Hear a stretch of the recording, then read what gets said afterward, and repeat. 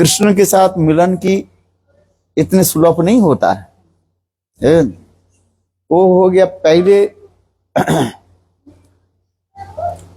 अपने घर में रह करके इसमें रह करके वो क्या करती हैं, कृष्ण की लीला आदि चिंतन आदि करते रहते हैं।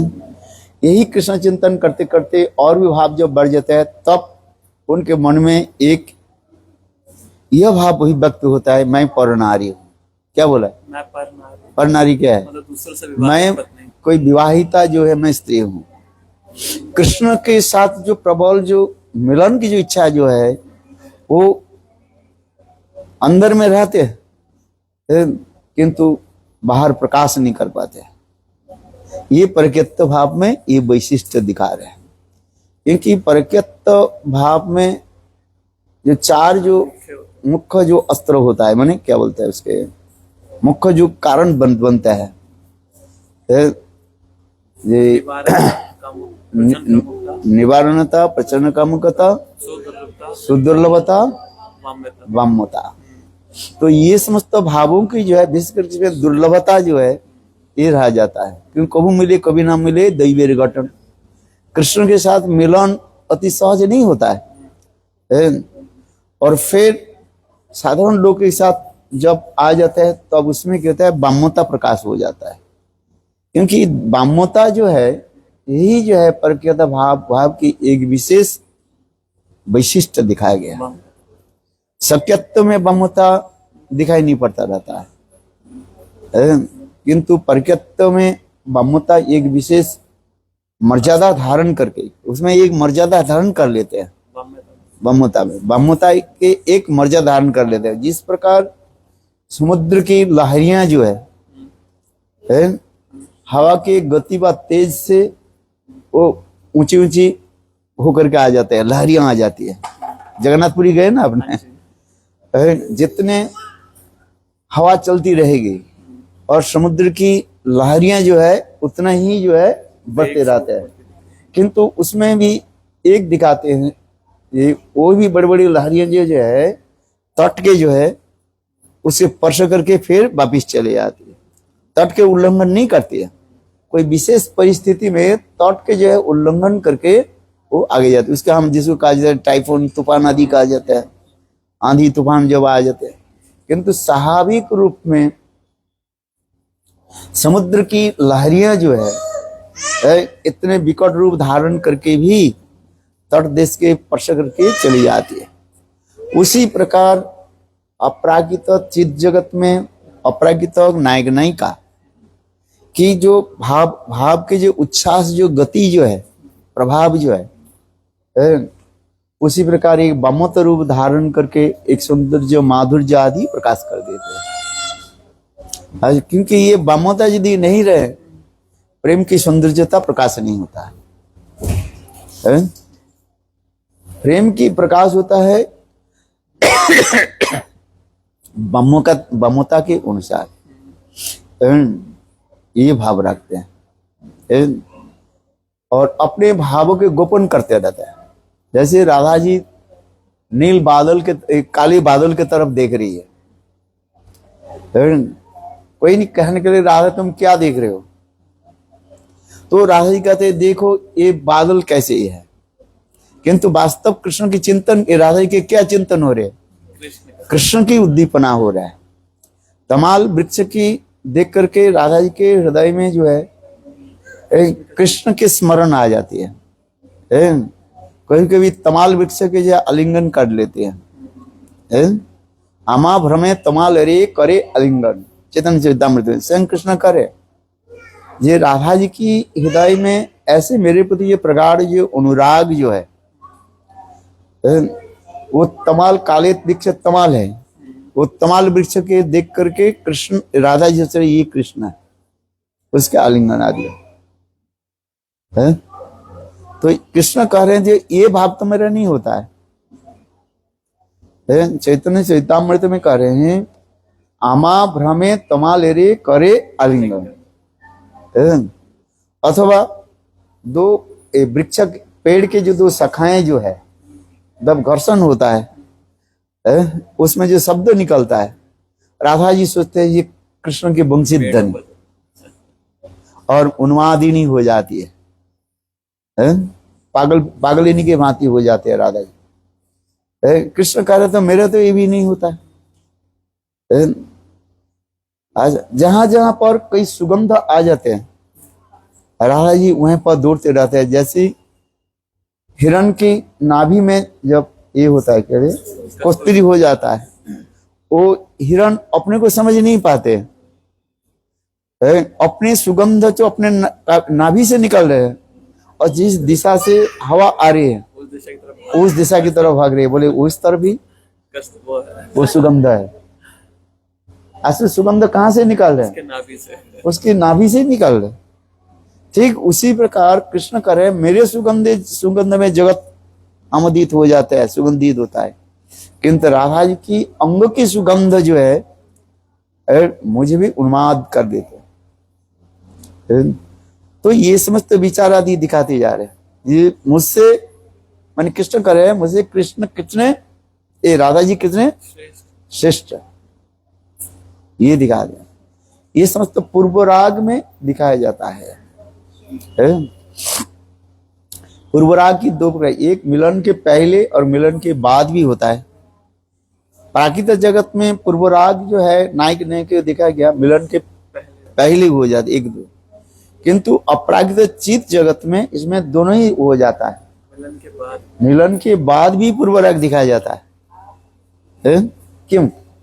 क्योंकि वहाँ पे कृष्ण नवनवायमान है, वहीं पर से कृष्ण के नवनवायमान होने के नाते। नवनवायमान क्या है?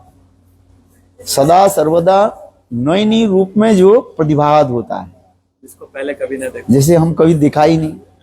इस जगत में कोई वस्तु के एक बार दो बार तीन बार देखने के बाद और देखने की इच्छा ही नहीं करेगा। इस जगत में कोई वस्तु की ग्रहण करने के बाद रसगुल्ला कितने खा लोगे?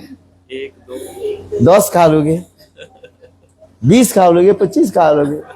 इसके बाद क्या करोगे? उल्टी कर देंगे।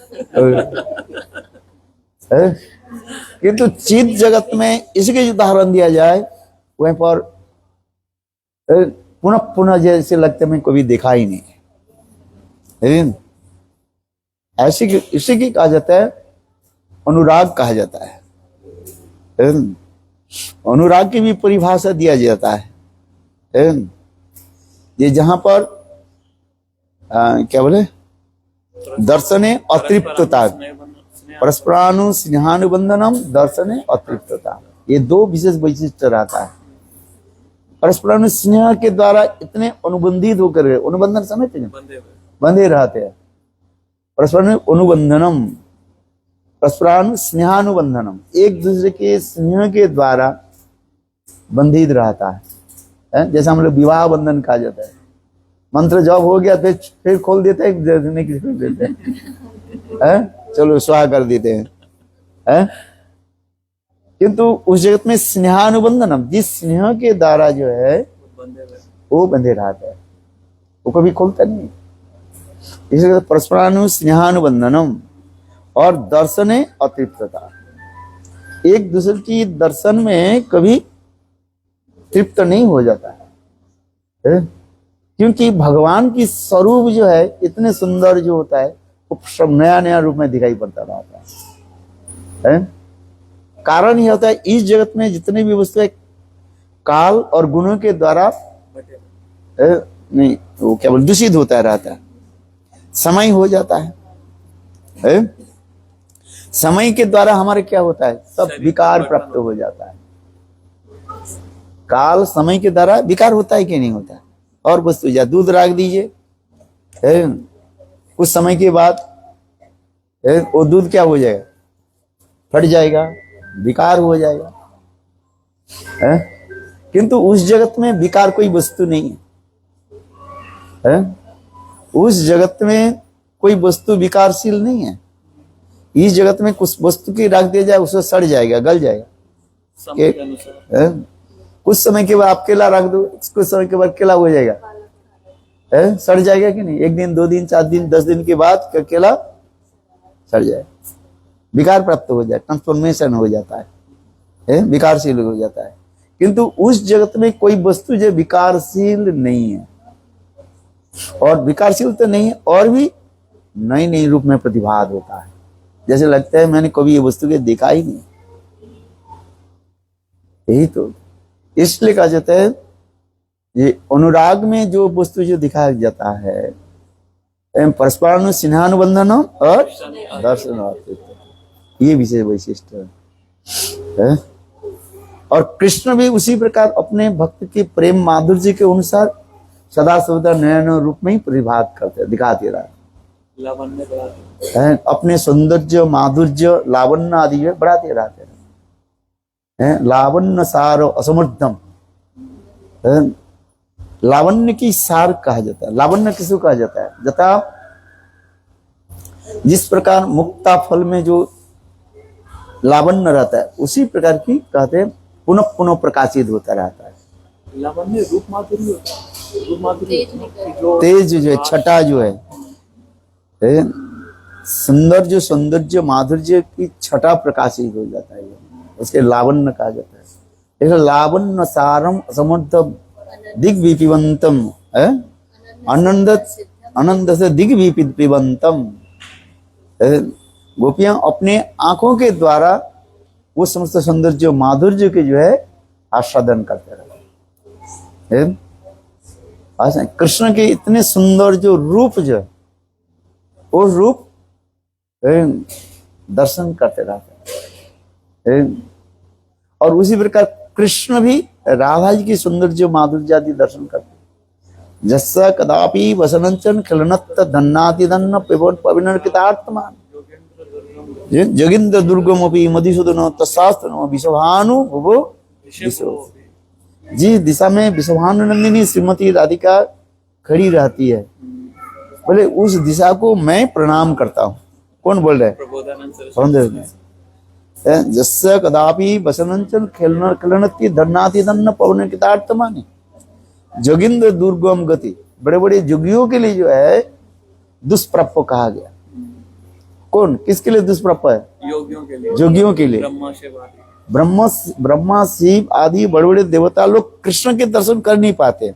यद्यपि समाधिषु विधिरूपी पश्यति नतव नकाग्र मरीचि। कृष्ण की चरण कमल की नख चंद्रमा की छटा वो भी ब्रह्मा जी के हृदय में कभी प्रकाशित होता है, कोई भी नहीं होता है। कृष्ण इतने दुर्लभ है। और कृष्ण से दुर्लभ कौन वस्तु है? राधा जी। श्रीमती राधा जी के कार्य। जस्य कदापि बसवंचन कलनत्त धन्नाति धन्नो पवन कृतार्थमानि जोगिंद्र दुर्गम गति मधुसूदनोपि तत्शास्त्र विश्वभानु भुवो दिशो। विश्वभानु नंदिनी श्रीमती राधा के सौंदर्य माधुर्य छटा इतने दुर्लभ है। ब्रह्मा जी स्वयं कह रहे हैं मैं 60,000 साल तक मैंने तपस्या की। कितने? 60,000 साल तक मैंने तपस्या की, तथापि जो है संभव नहीं हुआ। बोले इतने दुर्लभ वस्तु का जाता है। हम तो कहते हैं राधे राधे जैसे मिल गया बस। बोलना तो एक अलग बात है। राधे राधे श्याम मिला दिया, कि श्याम तुम्हारी थोड़ी न करे मिला देंगे बोलते थे। इसलिए गौड़ीय वैष्णव के लोग जो है ये बात नहीं बोलते। अच्छा श्याम राधे राधे तुम श्याम मिला, श्याम के लेकर तुम हमारी क्या है? श्याम के साथ हमारी कोई काम नहीं है। जो राधा पक्ष वाले जो होते हैं वो किसके साथ रखते हैं? राधा जी की। राधा जी के हमारे संबंध कहा जाता है। रस विचार में श्याम व कृष्ण जो है उसके कहा जाए विषय विग्रह कहा जाता है। राधा जी आश्रय विग्रह है। क्या बोला? राधा जी आश्रय विग्रह। आश्रय विग्रह की विशेष वैशिष्ट जो है ये दिखाती है। श्याम के लेकर हम क्या करेंगे? राधा जी की सेवा माधुर्य में प्राप्ति करना है, ये विचार दिखाते हैं। इसलिए गौड़ीय वैष्णव के हमारे परम गुरु महाराज जो कहते हैं राधे राधे श्याम मिला तो बिगड़ जाते थे। ये श्याम के साथ हमारी मिलन नहीं है। मिलन हमारे किसके साथ हो? राधा जी को, और राधा जी की हम चरण सेवा करें। गौड़ीय वैष्णव लोग किसके सेवा करना चाहते हैं? राधा जी की सेवा करना चाहते हैं। कृष्ण राधा जी के लिए तड़पते रहे, ये गौड़ीय वैष्णव के विचार। और लोग क्या चाहते हैं? ये राधा जी कृष्ण के विरह में तड़प है, किंतु गौड़ीय वैष्णव लोग चाहते नहीं, कृष्ण विरह में तड़पते रहे, राधा जी की विरह में कृष्ण तड़पते रहे। आज ये विचार विकास है। हम गुरुदेव इसको भी नहीं बोल देते ना, जैसे कुछ लोग जो बात बोलते हैं, राधे तू बड़ भागनी कौन तपस्या की। गुरुदेव इसको बिगड़ जाते हैं। ये समझता वास्तव यह है, ये जिसके रस विचार में कम ज्ञान होता है, बस साधारण लोगों के कहा जाता है, किंतु ये राधा तुम कौन बड़ भागिनी, कौन सा तपस्या? राधा की तपस्या करना पड़ता है। अरे कृष्ण तपस्या करे, कृष्ण तपस्या करते रहे राधा के साथ मिलने के, जिससे हमारे गोस्वामी वर्ग लिखते हैं, स्वयं कृष्ण जो है त्रिसंध्या 3 बार स्नान करते हैं राधा कुंड में, और राधा के साथ मिलन के लिए। जितने रस माधुर्य की गभीर में प्रवेश करेंगे तब हम समझे। साधारण लोग आप करने राधे राधे कहेंगे, वृंदावन में डोलेंगे, ठीक है,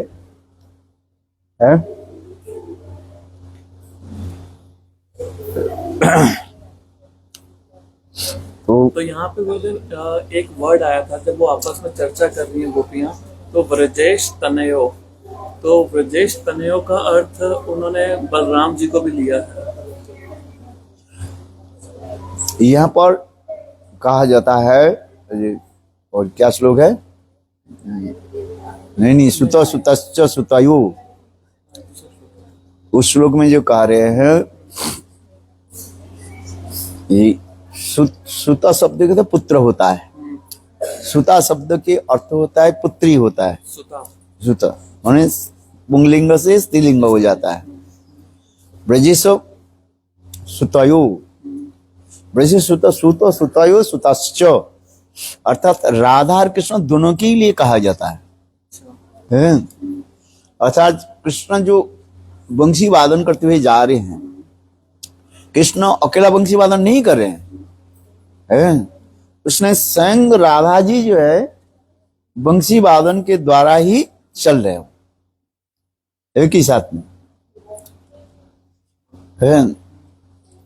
इसलिए ये समस्त शुद्ध विचार जी दे दिया गया। संग कृष्ण जो बंसी वादन आदि करते हैं, उससे कोटि गुण सुंदर जो माधुर्य प्रकाशित है, राधा जी बंसी वादन करा, जब राधा जी बंसी वादन कराती हैं, नहीं, संग राधा जी जब बंसी वादन करते हैं, क्योंकि संग कृष्ण का राधिकार प्रेम गुरु आमी शिष्य नट, ताहार प्रेमाय अमाय नाचाय उद्भट। राधिका प्रेम गुरु, राधिक श्रीमती राधिका जो है मेरा प्रेम के गुरु है। जैसे गुरु शिष्य के जैसे शिक्षा आदि देते हैं, उसी प्रकार राधा जी जो है कृष्ण की सारी शिक्षा आदि दे रहे। ये सारे शिक्षा कहाँ से प्राप्त हुई? राधा जी से ही प्राप्त हुई।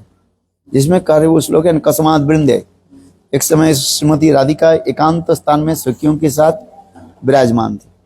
इतने समय मंद मुस्कान करते हुए वृंदा देवी आई। वृंदा देवी के देख करके स्वयं राधा जी कह रही हैं, कस्मात् वृंदे, हे वृंदे तुम कहाँ से आ रही हो? वे तव कुंडात, आपके कुंड से, मैं राधा कुंड से मैं आ रही हूँ। तो उसमें कह रहे राधा कुंड से आ रही, हमारे प्राण गोविंद कहीं देखा?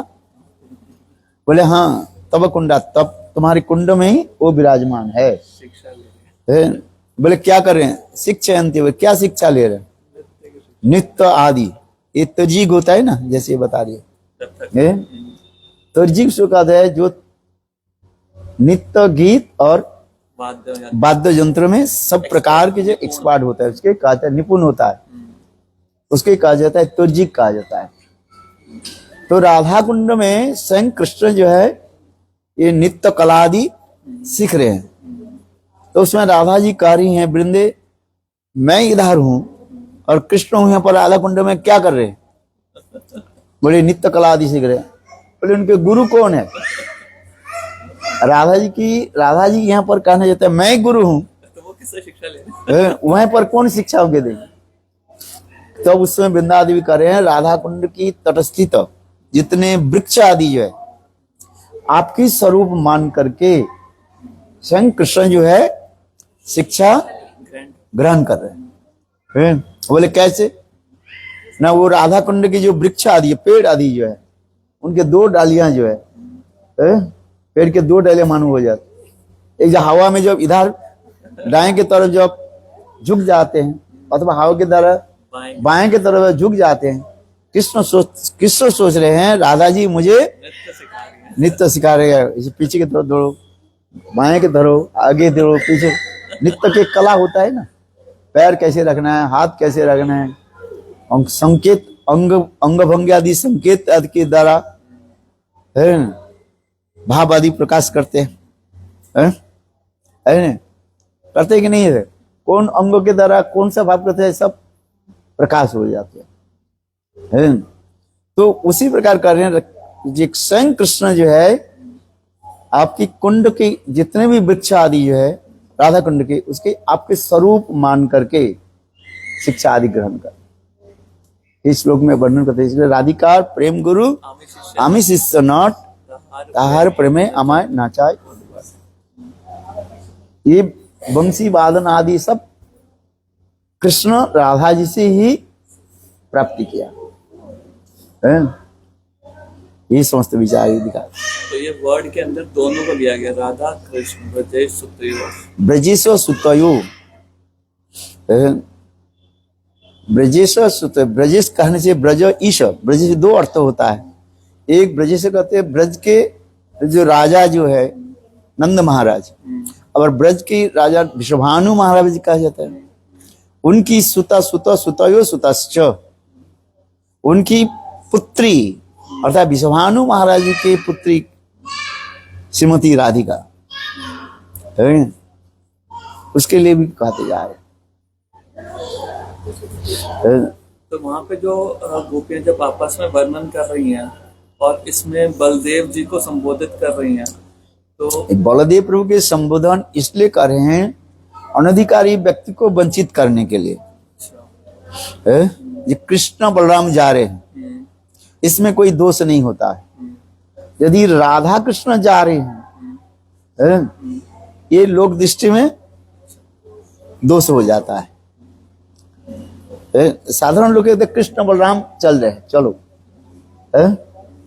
किंतु राधा कृष्ण जा रहे हैं, इसमें रस में एक गहरी बात हो जाता है। क्योंकि राधा जी यह पर दिखाते हैं प्रकृति में राधा जी परनारी है। परनारी समझते? जैसे अभी ने कहा बचपन में तो एक दोनों से साथ मिले, फिर कुछ समय के बाद विवाह आदि हो गए, विवाह आदि हो जाने के पर ये दूसरी गांव में चली जाती है। लोक लीला में, प्रकट लीला में राधा जी के जन्म हुई बरसाना में कि, और क्या बोलते हैं रावल में। चलो बरसाना की कथा सबसे प्रसिद्ध है, लोग जानते हैं। चलो बरसाना में राधा जी के जन्म हुई, फिर बरसाने के बाद जो है उनके विवाह कहाँ हुई? जावट में हो गया। तो विवाह होने के बाद क्या होता है, अपने जावट में अपने स्थान पर रहना पड़ता है। तो वहीं पर वो एक अभिमान आ जाता है, मैं परनारी हूं। एक परनारित्व भाव अपने हृदय में आ जाता है। एक विवाह की पहले और विवाह की बाद, विवाह की पहले परिचय होता है पिता माता के द्वारा परिचय हो जाता है, और विवाह के बाद पति के द्वारा परिचय हो जाता है। यहाँ तो गोत्र आदि सब चेंज हो जाता है। और एक अभिमान भी रहता है। पहले अभिमान क्या था, मैं बरसाने वाले, अभी क्या हो गया, जावट वाली हो गई। अभिमान तो एक अलग अलग हो जाता है। तो उस अभिमानित होने, किंतु अपने प्राण प्रियतम गोविंद के साथ मिलने के जो प्रबल जो उत्कंठा जो है वो इतनी स्रोत धारा में चलती रहती है। वो भाव में रहते कृष्ण के साथ कैसे मिले, तब उस समय भाव की उच्छ्वास गति के जो है वर्णंती ससखीम, अपने अपने सखी समाज में बैठ करके वो वर्णन करते जा रहे। वेणुगीत में तो यही तो दिखा रहे, वेणुगीत में क्या दिखाते जा रहे, वेणुगीत में ये दिखा रहे हैं पूर्वराग की कथा जो है, पूर्वराग की कथा। उसमें जो है गोपियां जो अपने भावों के जो है क्या बोले छुपा करके और उस दूसरे के ऊपर लगा करके वो अभिव्यक्ति आदि करते रहते हैं, अवहिता भाव का जो है। क्योंकि जो वस्तु जितना ही परिमाण छुपा रहता है उस वस्तु की सौंदर्य माधुर्य उतना ही प्रकाशित हो जाता है। और जो वस्तु खोले मेले में पड़ा रहता है उसे कौन ध्यान देता है? कोई ध्यान देता है? हीरे मुक्ते हीरा जहरत आदि ये बहुत मूल्यवान होने के नाते इसे कहाँ पर रखा जाता है? लकार में रखा जाता है। और लोहे के टुकड़ा कहाँ रखते हो? चलो जंग लगता है। वो घर के बाहर भी पड़ा रहता है, पानी लग करके जंग लग गया तब भी इतना भी ध्यान नहीं देते। क्योंकि कहने की तात्पर्य है जो वस्तु जितनी दुर्लभता होता है उस वस्तु प्राप्ति के लिए उतना ही उत्कंठा है। इसलिए उसमें आ रहा यावे भी जो बताया रहा था, और कहते ये चार जो वस्तु जो है अमोघ अस्त्र कहा गया, दुर्लभता है। कभू मिले कभू ना मिले दैवेर घट, कभी मिले कभी भी नहीं मिल सकते।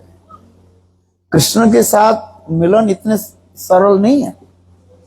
कभी कृष्ण कहा दिया हम आज भांडीर बड़ में जा रहे हैं, किंतु कृष्ण पहुंच गए ताल बन में चले गए। भांडीर बड़ इस तरफ पड़ता है, पूर्व की तरफ भांडीर बड़ पड़ता है, ताल बन पड़ता है पश्चिम की तरफ हो जाए। ताल बन गए ना अपने बाबू, तालबन के पास कहां पर जाते? कुमुदवन।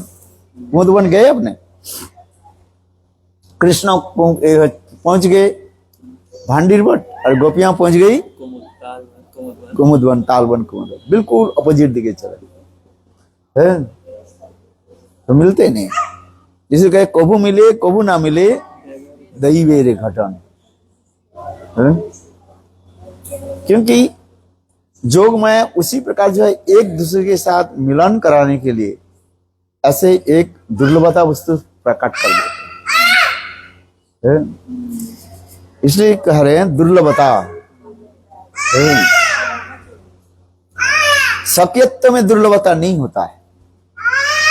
निरंतर मिलन नहीं, अपने एक स्वच्छंद निर्विशेष स्वच्छंद भाव रहता है, अभिमान रहता है। अभिमान क्या है? पति अथवा पत्नी अभिमान रहता है। पति पत्नी तो अभिमान होने के नाते एक दूसरे से दूसरे मिलन की कहां पर ये बाधा नहीं आ जाता है। अब परनारी होने के नाते तो उस समय एक मिलन इतने सहज नहीं होता है, क्योंकि लोग लज्जा समाज की रीतियां सब लेकर के चलना पड़ता है। इसलिए तो संग कृष्ण करे जा दुस्तज सजन आर्य पथंच हित्वा भेज मुकुंद पदवी श्रुति भी विमिगम। जिस भावों की प्राप्ति करने के लिए उपनिषद आदि भी तड़प रहे हैं, खोज रहे हैं। असामोह चरण रेणुम जुसामोह साम वृंदावने किमपि गुल्म लतोषिधना जा दुस्तज सजन आर्य पथंच हित्वा भेजुर मुकुंद पदवी श्रुति भी विमिगम। कुछ श्रुतियों की जब वेदों की प्राप्ति हुई, जैसे गोपाल तपोने उपनिषद आदि इनकी भी प्राप्ति हुई, किंतु इसके अलावा अनेक उपनिषद के अभी तक भी प्राप्ति नहीं है। कौन सा प्रेम? ये ब्रजगोपियों की जो पराकृत भाव की जो प्रेम जो है, इसलिए कुछ श्रुतियां जो है गोपी रूप धारण करके तपस्या आदि भी किया, इसलिए उनके कहा जाता है नहीं श्रुतिचरी, श्रुतिचरी मुनि, श्रुतिचरी गोपी कहा जाता है। श्रुतिचरी, मुनिचरी, ये सब गोपी के नाम आ जाता है। ज्योतिकी और ज्योतिकी क्या है? कुछ लोग एक साथ में रह करके उन्होंने तपस्या आदि की, उसे कहा जाता है ज्योतिकी। और ज्योतिकी जो अलग अलग रूप में स्थान पर रह करके जो साधन भजन आदि की, उसे कहा जाता है अज्योतिकी। एक जुट में रह करके अथवा अलग अलग स्थान में अलग अलग में भजन करते रहे। इसको ही आगे डिवाइड करके बताया श्रुतिचरी और मुनिचरी। कुछ श्रुतिचरी किसको कहा जाए? कुछ श्रुतियां जो तपस्या आदि की, यह भावों के प्राप्ति करने के लिए। कौन सा भाव को? ब्रज पारुकत्व भाव को प्राप्ति करना। क्योंकि जब तक ब्रज पारुकत्व भाव प्राप्ति नहीं हो, रास में प्रवेश नहीं होगा। सीधी बात। सख्यत्व में रास में प्रवेश नहीं होता है। यदि सख्यत्व में रास में प्रवेश होता तो कृष्ण 16,108 महिषियों के साथ द्वारिका में रहे, वहीं पर रास कर लेते, वहीं पर नहीं हुआ। रास की विशेष वैशिष्ट होता है, परकत्व के इधर ही रास होता है। ऐसा रसते असद्यते इति रास, सर्वे मिलित नित्य गीतम इति रास। रास के अनेक जो है परिभाषा कहा गया, किंतु रास की जो कहती जा रही है, परकत्व बिना रास नहीं होता है। और ये परकत्व भाव गोपियों की भी में दिखा रहे हैं। इसलिए गोपियों में जो परकत्व जो भाव जो है, वही भावों की प्राप्ति करने के लिए कुछ श्रुतियां जो है कठोर तपस्या आदि की, राधा आदि गोपियों की अनुगत्य में वो लोग भजन किया। लक्ष्मी देवी अनुगत्य करना नहीं चाहती है। लक्ष्मी देवी यही तो महाप्रभु कह रहे हैं, वेंकट भट्ट, त्रिमोल भट्ट और प्रबोधानंद सरस्वती पाद महाप्रभु कह रहे हैं लोग श्रुति आदि इनकी प्राप्ति हुई, लक्ष्मी की क्यों नहीं प्राप्ति हुई? अर्थात श्रुतिचरी गोपियां जो थी उनकी प्राप्ति हुई, मुनिचरी आदि उनकी भी प्राप्ति हुई, किंतु लक्ष्मी देवी की प्राप्ति क्यों नहीं हुआ? न लक्ष्मी देवी की एक दोस्त था, वो सोचता है लक्ष्मी देहे, लक्ष्मी चाहे राशि प्रवेश थे। लक्ष्मी देवी चाहती है मैं रास जो प्रवेश करूं अपने लक्ष्मी शरीर, किंतु ये संभव नहीं। गोपी शरीर जब तक नहीं प्राप्ति नहीं हो, नहीं होता। कृष्ण कहे आमी गोप जाति गोपी बिना अन्य ना करी अंगीकार। चलो गोपकुल में आपके जन्म लेना ही पड़ेगा। कहां पर ले जाना पड़ेगा? गोपकुल में। जैसे तैसे हो तो ब्राह्मणियां सब चली गई थी, जिसे कहा गया क्या बोले जागी पत्नियां जो है, किंतु भगवान उसे समझा बुझा करके घर भेज दिया। चलो भाद्रोल की कथा है ना, चलो। क्योंकि कृष्ण भी एक अपने मर्यादा भी रखते हैं, प्रेम भी अपने एक विशेष मर्यादा है। स्वर वस्तु में एक मर्यादा रहता है, ये नहीं है जो मर्यादा उल्लंघन हो जाए। मर्यादा उल्लंघन तब होता है प्रेम की पराकाष्ठा में जाकर के, वो दूसरी बात है। कृष्ण के साथ मिलने के लिए ब्राह्मणी चली गई सब, और उसने कृष्ण ने अच्छी तरह से समझा बुझा करके उनको, बोले जाओ तुम्हारे पति लोग तुम्हें रखे, बोले हमें तो ग्रहण नहीं करेंगे।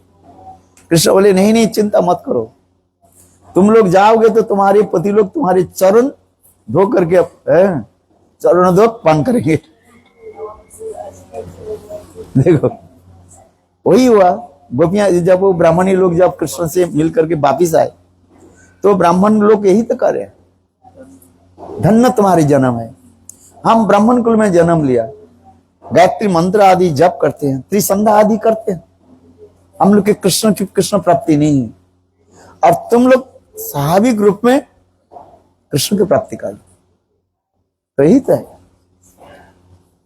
यहां पर एक शिक्षा है, कृष्ण कहे आमी गोप जाति, गोपी बिना अन्य ना करी अंगीकार, इसलिए गोपकुल में जन्म लेना ही पड़ेगा। और गोपकुल में कहां पर? गोपी गर्भ में।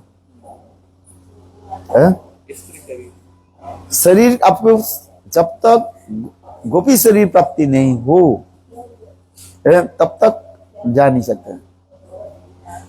और गोपी अभिमान भी रहता है ना, अभिमानं परित्यज्यं प्राकृत वपुरादिषु, प्राकृत शरीर के अभिमान त्याग दे करके और प्राकृत चित्त शरीर का हमें प्राप्ति करना है। आजकल तो ज्यादातर लोग ये कहा जाता है, बोले तुम्हारे कोई स्वरूप नहीं है, जैसे संग करोगे ऐसे मिल जाएगा। ये बात सत्य नहीं है। बड़े बड़े पंडित लोग भी इसको भी ये करते रहते हैं,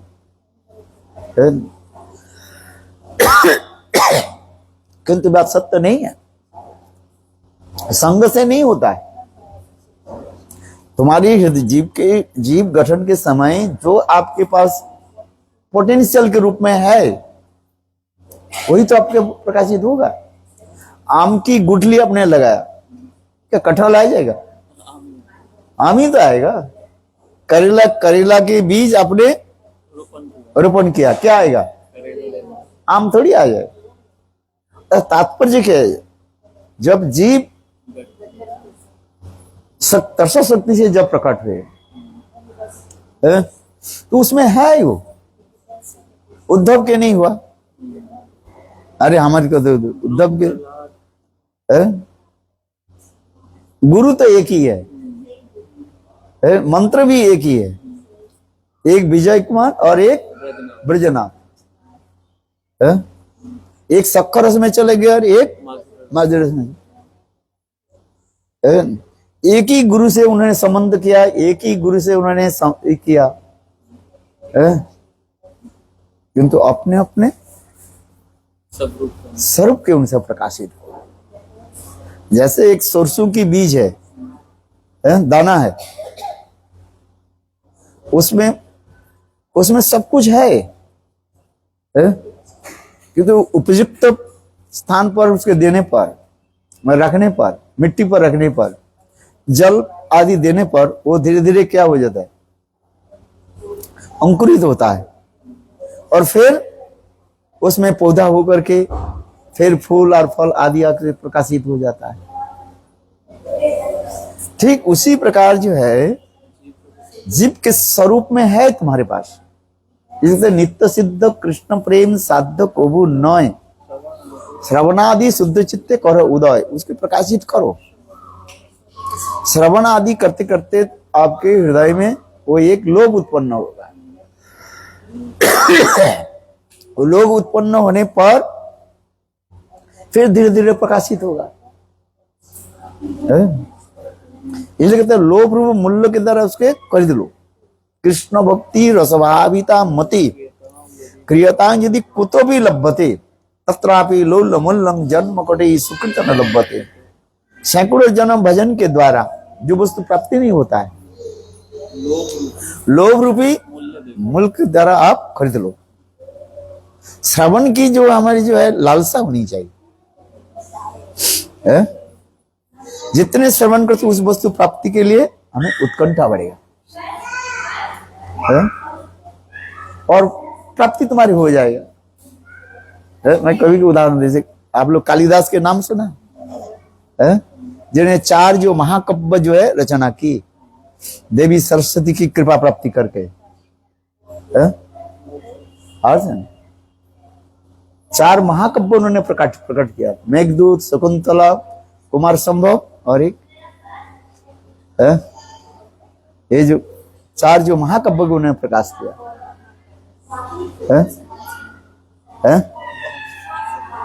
हमसे तो रूप गोस्वामी पाद के, कालिदास की जो है ये 4 महाकाव्य उन्होंने प्रकाश किया। मेघदूत, शकुंतला, कुमार संभव और ये क्या है, ये ग्रंथ को जो है उन्होंने प्रकाश किया। बहुत सुंदर ग्रंथ है ये।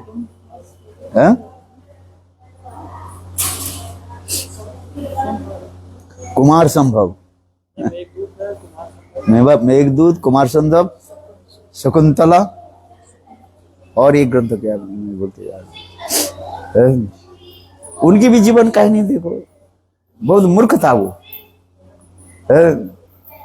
और रघुवंश, हाँ पहले रघुवंश, मेघदूत, शकुंतला, कुमार संभव, रघुवंश, बहुत सुंदर, सब अलंकारिक ग्रंथ है। सब अलंकार शास्त्र में ज्ञान रहने पर उसके पढ़ने में आनंद आ जाए।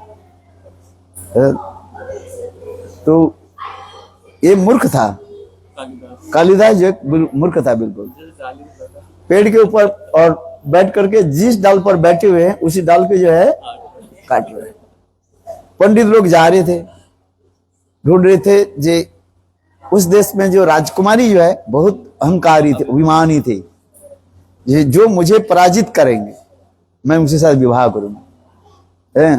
बड़े बड़े पंडित लोग आ जाते थे और राजकुमारी इतने माने ये थे, विदुषी महिला थी, सब पंडित को जो है पराजित कर दे। सब पंडित लोग बोले मैं हम लोग से रिवेंज लेते हैं, इनके साथ विवाह करेंगे, बिल्कुल जो है मूर्ख के साथ। तो ढूंढ रहे थे कैसे कैसे मूर्ख मिला जाए। आसो एक राजा ने एक मंत्री के बोले, मंत्री तुम हमारे देश में जो 5 मूर्ख के लेकर के आओ।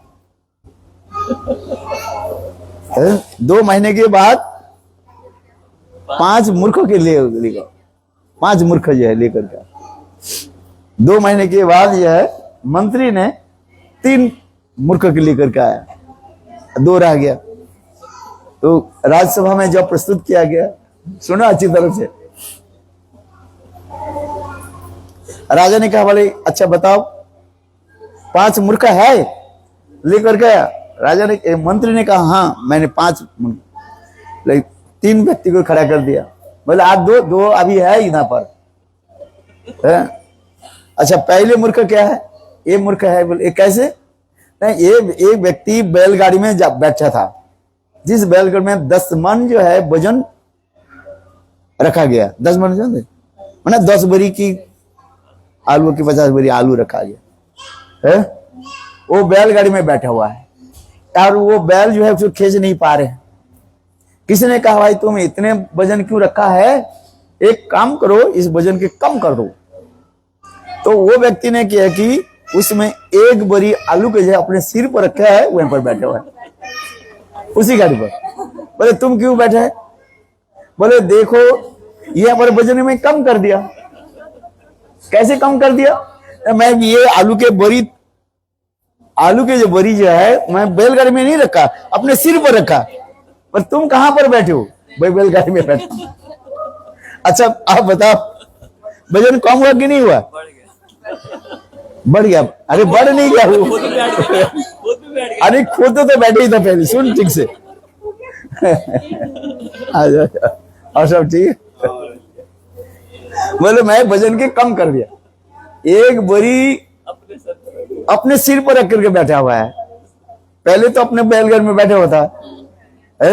अब किसी ने कहा देखो तुम्हारी ये जो है बैलगाड़ी में ज्यादा वजन ज्यादा हो गया, कम कर दो, कम से कम 1 बोरी तो कम कर दो। तो वो कम क्या करेंगे, वो अपने सर पर रख करके ही बैलगाड़ी, तो कुछ आपके कम कर दिया। बोले हाँ, बोले कैसे, बोले बैलगाड़ी से मैं अपने कहा रख दिया है, बस तू कहां पर बैठे है, मैं बैलगाड़ी में बैठे। बोले इससे मूर्ख कौन होता है? दूसरी एक व्यक्ति बोले ये क्या है, ये मूर्ख कैसे है, बोले इसके छत पर जो है, घर के छत पर जो है बड़े बड़े घास हो गया, घास उग गया ना, कभी कभी बरसात हो होने से घास हो गया है। तो ये क्या कर रहा था, भैंस को जो है छत पर चढ़ा रहे थे। उसके पूछा कि तुम भैंस के क्यों चढ़ा रहे हो, बोले घास बड़ा है ना, ये बैल खा जाएगी। एक घास खा जाएगी अब कम हो जाए प्लीज।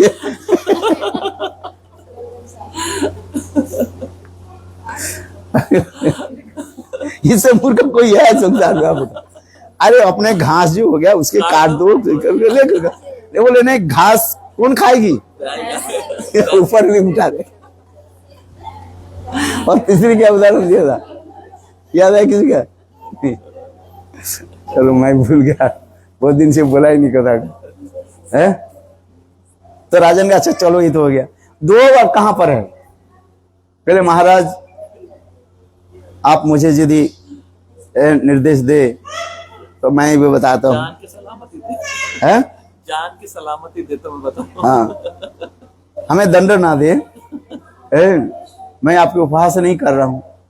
बोले क्या बताओ? बोले महाराज आप एक मूर्ख है, मैं एक मूर्ख हूं। बोले क्यों? आप राजा कहते मैं मूर्ख क्यों हूं? बोले सुना जाता है राजा लोग जो पंडित के ढूंढते हैं, विद्वान हो। क्योंकि अभी तक नहीं सुना गया जो राज्य में कितने मूर्ख लोग के ढूंढ करके लाया जाए। मूर्ख के ढूंढ करके हमारे क्या काम में आएगा? इसलिए आप एक मूर्ख है। मूर्ख के ढूंढना ये मूर्खता है? बोले अच्छा ये तो मान लिया मैं मूर्ख हूं, तो तुम कैसे मूर्ख हो? मैं देखो आपके आदेश पालन करके मूर्ख मैं ढूंढ रहा। 2 महीने मैंने अपने सिर को पर 4 मूर्ख हो गए ना। और एक मूर्ख के नाम है, मैं भूल गया था, मैं कभी उदाहरण देता हूं। मूर्ख कोई ढूंढता है? आप बताओ। 4 गुस्से में लगा दिया, कितने? 2 महीने लगा दिए। राजकाज छोड़ करके मूर्ख के ढूंढता है। मूर्ख ढूंढ करके हमारे क्या काम में आएगा? कोई काम में आएगा? तो यही कहा। तो कालिदास जो है एक महामूर्ख था। वो जिस डाल पर बैठे हुए थे उस डाल को वो काट रहा था। तो पंडित लोग उनको देखा, पंडित करे अरे इधर नीचे उतार करके आ जाए। बोले उनको बोले देखो एक काम करो, तुम शादी करोगे? बोले हाँ। तो राजकुमारी से शादी करोगे? ये अच्छा ही है, वो जानते हैं हमारे राजकुमारी से हमारे तो विवाह होना संभव ही नहीं है। तो कहने लगे ठीक है तुम्हें एक काम करो, उसके अच्छी तरह से जो है कपड़ा फपड़ा पहना दिया, पहने करके कहने लगे एक काम करो, राजकुमारी जो पूछेगी तुम मत बोलना, मुख मत खोलना, केवल इंगित से उंगली उठाना बस। हम लोग तुम्हारे सामने बैठेंगे, तुम राजकुमारी की तरफ देखना और तुम्हारे सामने हम लोग बैठेंगे। राजकुमारी जो प्रश्न करेगी तुम कुछ बोलना मत। हम लोग यदि बोले एक उंगली उठाओ, तुम एक उंगली उठा नहीं। हम लोग यदि बोले तुम 2 उंगली उठाओ, 2 उंगली, तुम कुछ करना मत बस, कि वो इशारा से। अच्छी बात है, हो गए। जहां पर राजकुमारी के साथ वहां पर शास्त्र की चर्चा होने लगे। ये पंडित लोग कहने लगे ये देखो ये बालक जो है इस राज्य के सबसे बड़े विद्वान है। बोले अच्छा, ये देखो केवल शब्दों के द्वारा नहीं बोलते हैं, ये इंगित के द्वारा करते हैं।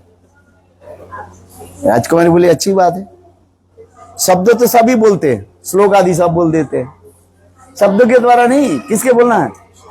इशारा के द्वारा, हैंड से द्वारा। चल ठीक है। राजकुमारी ने क्या कि एक उंगली उठाई, एक उंगली उठा दी।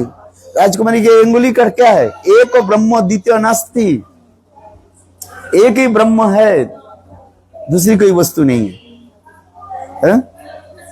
उंगली उठाए, इससे तुम्हारी मत क्या है? तो उसमें पंडित लोग जब वो बालक के सामने बैठे थे ना, वो तो 2 उंगली उठाना, वो 2 उंगली उठा दी। उनको तो पहले ही सिखा दिया ना, बोलना नहीं, इशारा से सब कुछ हो। तो 2 उंगली उठाने के तात्पर्य क्या है? भगवान ब्रह्म, ब्रह्मन की शक्ति है, इसलिए मध्वाचार्य 2 उंगली उठाते हैं ना। ब्रह्म भी है और उनकी शक्ति है। ब्रह्म ब्रह्म शक्ति है, शक्ति है, शक्तिमान है। कृष्ण राधा पूर्ण शक्ति और कृष्ण पूर्ण शक्तिमान, दुई वस्तु भेद नहीं शास्त्र प्रमाण है। शक्ति शक्ति मत दयोर अभेद। तो वो कालिदास जो 2 उंगली उठाई, राजकुमारी बोले है ये तो बड़े पंडित है, ब्रह्म भी है और ब्रह्म के भी। तो बस उनके साथ विवाह आदि करा दिया है। राजकुमारी बहुत प्रसन्न तो प्रसन्न होकर के जब विवाह के दिन है, जब वो क्या बोले बैठने लगे है, इतने समय जो है और क्या बोले पशुशाला से है, शब्द आने लगे। तो राजकुमारी कहने लगे देखो ये शब्द किसका है। कालिदास मनी मन विचार करने लगे मैं थोड़ी मूर्ख हूं, मूर्ख जो है कोई भी अपने के मूर्ख नहीं समझते है। तो वो कहने लगे क्या बोले ऊंट के जो है संस्कृत भाषा में उष्ट्र कहा जाता है। क्या कहा जाता है? उष्ट्र संस्कृत भाषा में है। तो कालिदास कहने लगे क्या उठ रहो उठ रहो उठ रहो। तो राजकुमारी बोली क्या उठ रहो क्या बोल रहे हैं? संस्कृत में उष्ट्र वो कहा जाता है, उष्ट्र होता है संस्कृत में।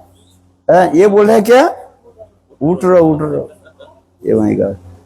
अच्छा चलो, राजकुमारी सोचने लगे शायद नींद नहीं ठीक से नहीं हुआ इसलिए वो ठीक से नहीं बोल रहे। चल थोड़ी बाद में जब आधी रात में कालिदास जो है उठे और देखा, उस समय जो होता है लोग आजकल आप लोग लगाते हैं ना, क्या बोलते लगते मच्छर के इससे ऑडोमोस लगाते हैं, क्या क्या लगा दिए तो आप लोग मच्छर हो गए।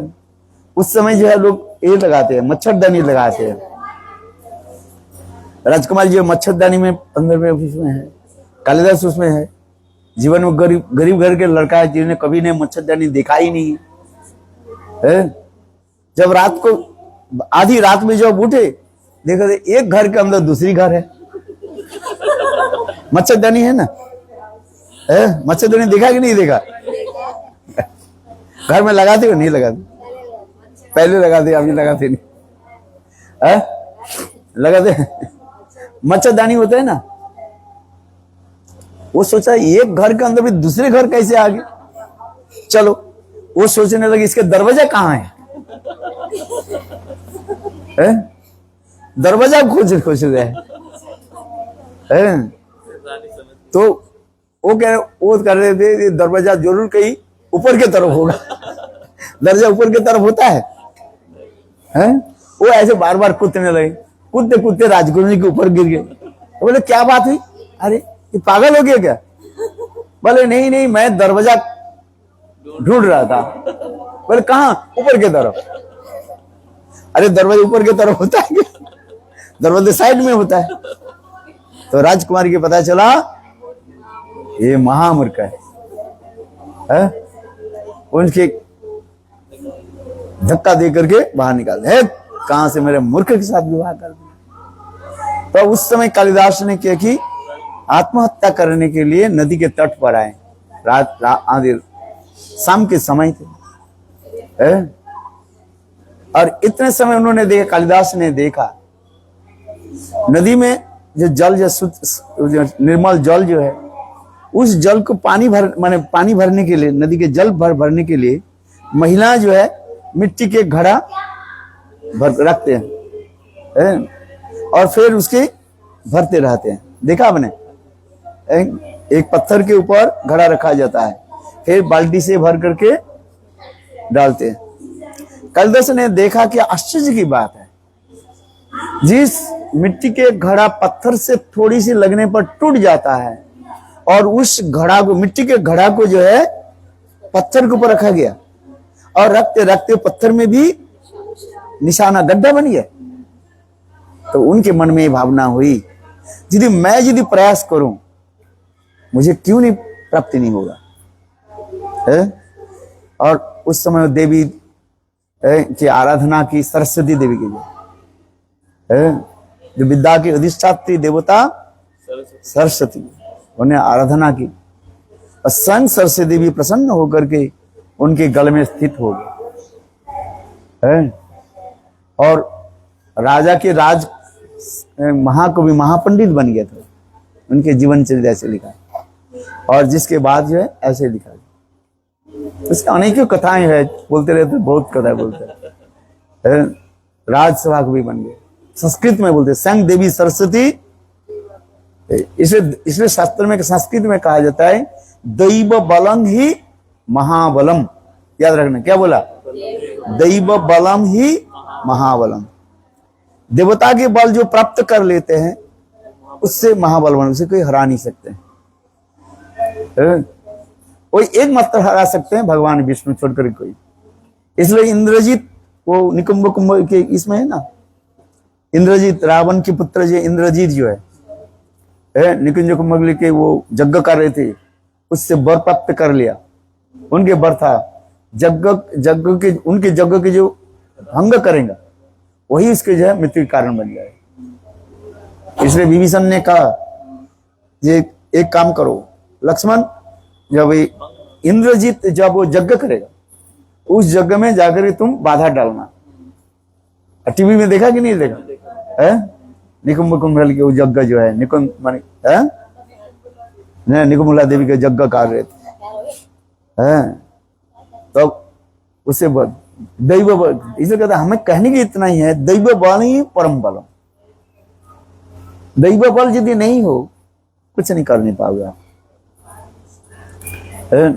और समस्त देवता में श्रेष्ठ कौन है? विष्णु कहा जाता है। विष्णु जिसके ऊपर कृपा कर दिया, भगवान जिसको कृपा कर देते हैं, वो सब बल अपने आप आ जाता है। इसे कहता है दैव बलम ही महाबलम। और इसलिए भगवान विष्णु की आराधना शास्त्र में दिखाया गया। देवता के बल प्राप्त करके भी इंद्रजीत कुछ कर नहीं पाए, किंतु स्वयं लक्ष्मण ने क्या किया, उनको वध किया। ये समस्त दिखा गया है। तो दैव बल हमें कैसे प्राप्ति हो? दैव बल माने भगवत बल कहा जाता है। भगवत बल जैसी नहीं हो प्राप्ति नहीं होगा। इसलिए ये भगवत बल कहां से आ जाता है? बलदेव प्रभु से। बलहीन न लभ्य, बलहीन व्यक्ति कोई वस्तु की प्राप्ति नहीं कर सकते। इसलिए बल कहां से आ जाता है? बलदेव से ही बल आ जाता है। अखंड गुरु तत्व बलदेव प्रभु की कृपा से तो हमारे हृदय में ये सारे बल आ जाए। तो ये विचार बोलो वृंदावन। अभी 2:30 बज गए। चलो जय जय श्री राम। हाँ आज प्रसाद लोग तो चले जा रहे हैं, आप सबसे आप लोग सब प्रसाद लीजिए। अच्छा प्रसाद देने वाला कोई है तो लेंगे।